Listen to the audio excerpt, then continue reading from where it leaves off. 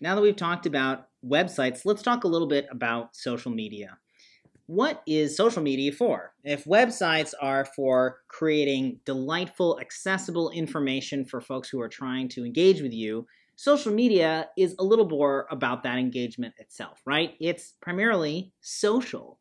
Now, back in the dark ages in 2004, when Facebook was still new and could only be accessed by college students, it really was very social in the sense that it was just friends talking to each other, where they might have been messaging on AOL instead.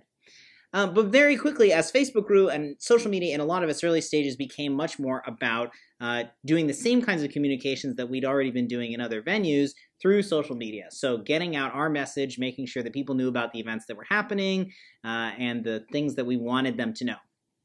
But as social media has evolved, the key one key thing always with social media is to remember that you don't own the channel in the way that you own your website. Someone else owns the channel, and they're going to be changing and tweaking the interactions among their users based on their own interests. And so Facebook, which is, of course, the biggest social media site and where most of our people hang out, Facebook has tried to move users away from those bulletin board one-way directional broadcasting kinds of communications towards being much more social. They control what shows up on your feed. They control what people see and which gets more shares. So it's not just that it makes sense that social media should be more social. It's that the platforms themselves are driving you in that direction. And so we want to talk to you about how to do that effectively. If you think about social media as building relationships and starting conversations, right? You might imagine everybody standing in a huge, vast, empty room called the World Wide Web. And here's the Facebook space over here. So maybe it's a little part blocked off. And in Facebook or in any other social media platform, people are talking. And because we want to be relating to people as opposed to just proclaiming our views out into the void like shouting into the wind, the way to do that is to find a conversation. You find a conversation that people are already having, and then you join that conversation. Now, if you are George Takei on Facebook, then people follow your conversation because you have millions and millions of followers and you can start your own. But for the rest of us mere mortals, you have to find a conversation to participate in.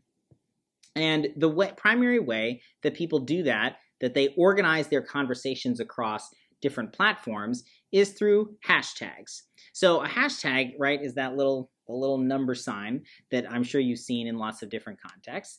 And hashtags are not controlled by anyone, and they kind of crop up on their own. Sometimes people who are trying to start conversations will set a hashtag.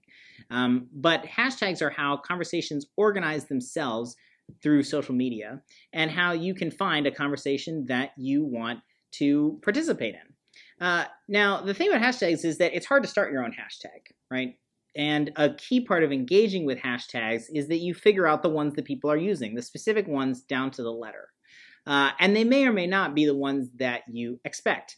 And sometimes when you use a hashtag, you use something as a hashtag without checking on it first, it might actually mean something quite different than what you originally intended. So if you want to talk about immigration reform, you should figure out if your congregation is doing work on this, is what's the hashtag that people are using around this? Is it hashtag immigration justice? Is it hashtag immigration reform? Is it hashtag IMREF as some kind of weird abbreviation? I mean, I don't know what it is, and maybe it changes over time. And there are actually tools to help you do that, like hashtags.org and hashtagify.me, where you can search for different hashtags, and it'll show you related hashtags that people are using. So playing around with these tools can help you figure out what the conversations are out there happening right now that you're able to join into. If you're not familiar with how hashtags work, they generally just, you add them to a tweet on Twitter or to a Facebook post, and they don't require any specific, any special kind of widget or anything. But hashtags are important on most social media platforms. Absolutely, Twitter and Instagram, right, which is for sharing photos, You live and die with hashtags. Facebook uses hashtags too, and starts to look at what's trending and what people are sharing across different Facebook feeds. The other valuable thing about hashtags is that one of the key ways of being social right is not just participating in conversations that are generally happening, but participating while they're happening. And if you want to be relevant on social media, you've got to be posting about, again, what people are talking about, but keep in mind that that's a time-defined thing. So if people right now, people are talking about the presidential primaries a lot. They're talking about Trump and Sanders and Clinton and Cruz and Kasich. And so if your congregation and the leaders in your congregation want to get some traction on social media, find a way to talk about the election. Find a way to draw parallels to things that you've heard the candidates say or not say, and use those hashtags that people are using to get into that conversation that folks are already following. In a nonpartisan way. In, of course, a nonpartisan way that reflects your appropriate tech status. So I've seen lots of great examples of people doing that, and you can too.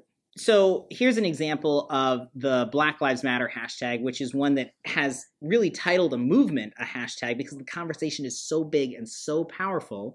And you see, this is from Hashtagify, I think. And so this hashtag, you can see the others that people who tend to use Black Lives Matter also use. They use hashtag Ferguson, hashtag Mike Brown, hashtag Tamir Rice, right? Young black men who were slain. They use Say Her Name, a reference to hashtag Sandra Bland.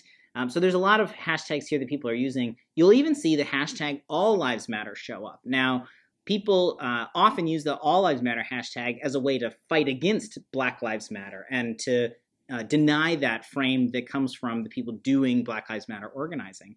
But some people also are criticizing hashtag All Lives Matter, and they use the hashtag. So be careful, right? That's a good example of if you want to participate in the Black Lives Matter conversation, then if you add a hashtag All Lives Matter, even though some folks are using that, that really sends a clear signal. So you're going to want to be careful about that. We talked about how images are really important to share, are really important for getting shares on social media, and that's very true. Not people scan their social media feeds the same way they scan website pages, and images pop out, right?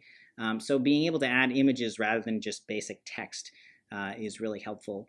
And keep in mind also that here again, social media platforms, Facebook and Twitter, privilege images in other people's feeds, images and videos. So make them good, right? And of course on Tumblr and Instagram requires images. It's an image sharing platform, but Tumblr also is very image heavy. So making sure that you have access to some good images is really key for a successful social media strategy.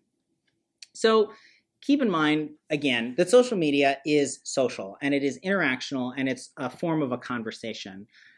So when you are posting things, it's great to tag people.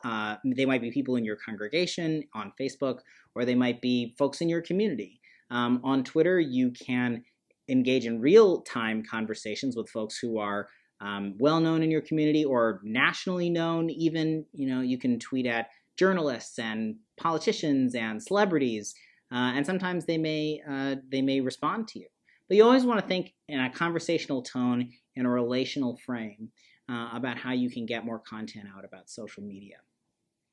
We're not going to spend a lot of time talking in this workshop about how to do paid social media, but that's something that we'll post some resources for in the chat. And basically, as social media, as Facebook in particular, becomes more and more focused on the folks already in your network, using low-cost paid advertising as a way to extend your reach to folks for whom you would not automatically show up. But if you're using great tone, relational tone, conversing with actual users in real time, you're using great images, and you're talking about timely and really meaningful conversations using the right hashtags, you're really going to improve your social media presence.